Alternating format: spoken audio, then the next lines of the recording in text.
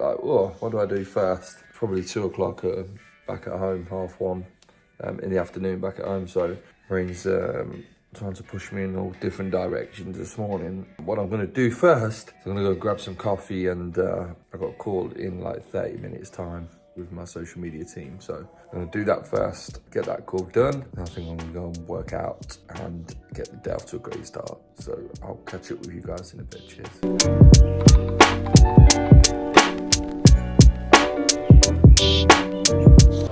Come for my coffee, sun's out, runs out. This is one of the great places I love. I always tend to stay here when I come to Vegas anyway, but it's a great place for me to just maintain a consistent routine. And there is a temptation to obviously stay in various different places because there's so many cool places to stay. Because you've got the jet lag and you get that bit of deliriousness, I guess, in the mornings when you first arrive anywhere. I just tend to stay in the same places because it allows me, I don't have to figure out where things are. I don't have to work out how much things cost or who to speak to or where to speak to. I pretty much know everything and I'm my way around everywhere, so I can stick to my routine, and routine is going to feature a lot in some of the videos that I do because it's so important to the way that we establish growth in as personally as well as in our businesses. So yeah, this is a cool place to just come and grab a coffee in the morning and just people watch. I like people watching.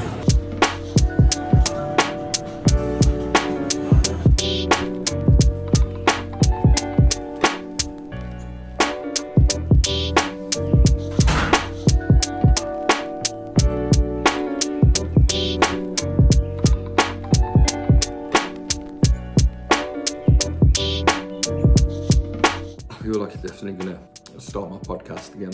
I'm always through my notes section, and this is how I come up with my social media content. As I'm walking along, I'll just come up with an idea.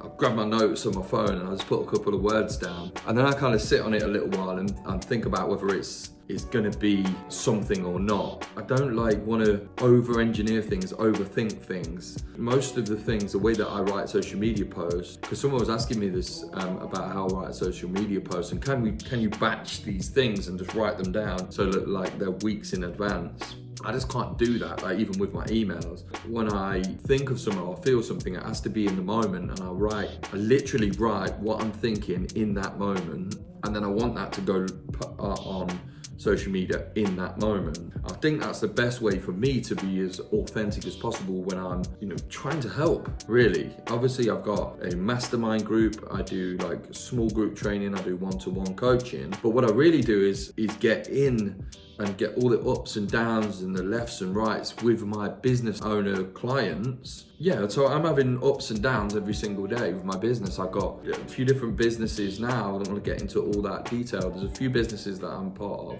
One week, this business is amazing and that one needs some help. This next week, that's amazing and that needs some help. So I understand empathetically, if that's the right word, exactly what goes on in business owners' minds. I'm reluctant always to say clients. That mentor-mentee relationship, I want it to be where they're pushing me, they're higher than me and they're pushing me to become a better leader. And often that happens, a client can contact me and say, I've made X amount of sales this month, and another one, X amount of sales this month, I've hired X amount of people, and I'm like, I need to raise my game as a leader to, keep up with them, I guess, at times. So that's how it should be. It's like, like relay to someone hands a baton over and they're gone, and then you've got to keep up with them. That's how I see business and the relationship with clients and mentees. So I'm actually working on my laptop here, so looks like I've set this video up just to do a talk. But I wanted to set the video up just having a chat with my social media manager, Luke, and he was like, just get the camera on and just capture every moment that you can, because I actually have so much fun on a daily basis through my business. Things are stressful at times, and there's a serious message that I want to put out to the marketplace, if you like, to clients and help people. But at the same time, there's a lot of fun as well, and I don't want that to always come across seriously, because business should be a lot of fun, and you should be doing things that make you happy. Like, you should be doing so much more of what makes you happy and so much less of what makes you miserable, for want of a better word. So I'm just going to get stuck into a few tasks that I've got. It's 6:52 a.m. here in Las Vegas. You can see the strip behind me. I'm going to be out on a walk later, get some more video together. But there's some jobs that I need to get done, and back at home it's just before 3 p.m. so I want to go out for breakfast. But what I'm going to do is going to get these tasks done first, and then the day's mine. So that's one good thing about the time zone change, is that you can get this work done by like 9 o'clock. Everybody at home's finished for the day, especially on a Friday. I finish for the weekend, and then I can get my day. I'm going to go and meet a friend for brunch, do a bit of shopping, get my wife and my kids and my grandkids some stuff, so I don't kind of leave that till the last minute, because something always gets it. In fact, when I was here before, I planned to go and get some stuff. My taxi was picking me up, my Uber was picking me up at 11 a.m. to go to the airport, so I was like, what I'm going to do is going to just go and get all the presents in the morning, like 9 to 10:30, because I'm not that far from a fashion show. And what happened was, I walked up to a fashion show and realised that they don't open till 11, so I ended up at the airport like scrambling around trying to grab some bits for the kids. But my oldest daughter always likes, I always bring her coffee creamer back and candy. That's the thing that she likes. My grandson just wants aeroplanes, and then like get my wife and my younger daughter's kind of like fashion stuff, I guess. So I want to make sure that I get that done today. Then we're meeting tonight for dinner and whatever, and then from there I'm like really into my mastermind on Saturday, Sunday. I get day off Monday, and then back into it on Tuesday, Wednesday, and then obviously fly back home. So I've got to get that done early. So I'm just, as I'm talking about this, I'm just reminding myself that I've got to get these things done. So I'm going to get stuck in to this right now, and I hope you guys have a great day, great weekend, whenever you're watching this. I'm attempting my first vlogging, and it's something I want to do. I've always wanted to do, and now I find somebody who can help me with it. It's great.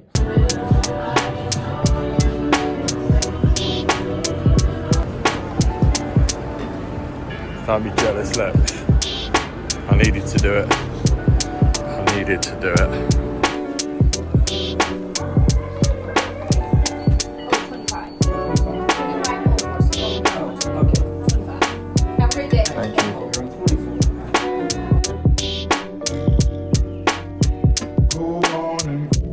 Up day one really of today, and I've just been out for dinner and chatting about social media and vlogging and all of this stuff that I've been talking about on my social media. And there was a thing that came up today about what it is that we kind of know holds us back, or what we would perceive to be an obstacle in front of us and achieving the goals that we want to achieve. And there was something that I shared that kind of resonated with the rest of the group.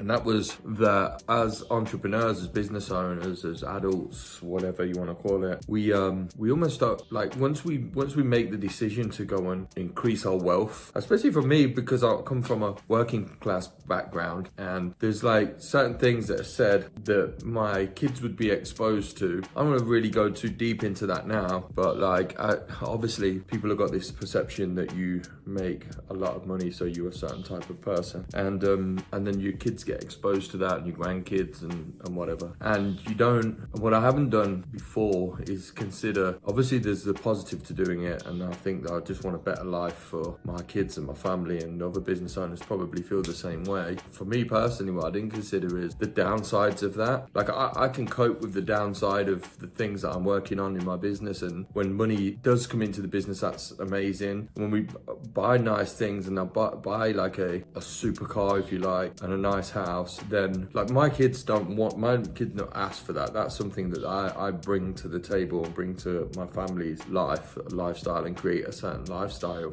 But for anyone to consider, really create a particular lifestyle that they never asked for, yet they will suffer for if it went wrong, right? So we're talking about goal setting. So my goals are not really to have 100 grand more, or a business with 50 more people. My only goal is the next thing, which was shared by my mentor today. But the only goal is to do the next thing. And my goal is just to maintain the lifestyle that we have, or I've created for my family, because like I've exposed them to something, and if I'm not committed to continuing that, then they suffer from my ignorance or my lack of commitment. So I share that so much with my mentoring group and my clients, and anyone really that will listen, my friends will know the same, that if I'm not committed, if we're not committed as much as our families believe that we we are, then they're going to suffer for it. And it's true, the same is true, like if I go and get a new car, like I don't know, let's say I go and buy a Lamborghini, for example, then I've opened up a level of exposure to suffering in a way for my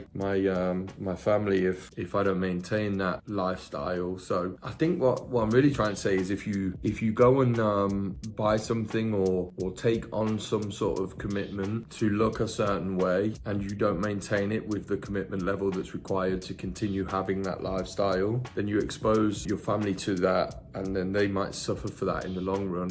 So once you make the decision, keep going with it, stay committed, stay on course, and make sure that no matter what, you don't expose somebody to something that they're going to suffer for if your commitment was only to get it and not to keep it. Thank you.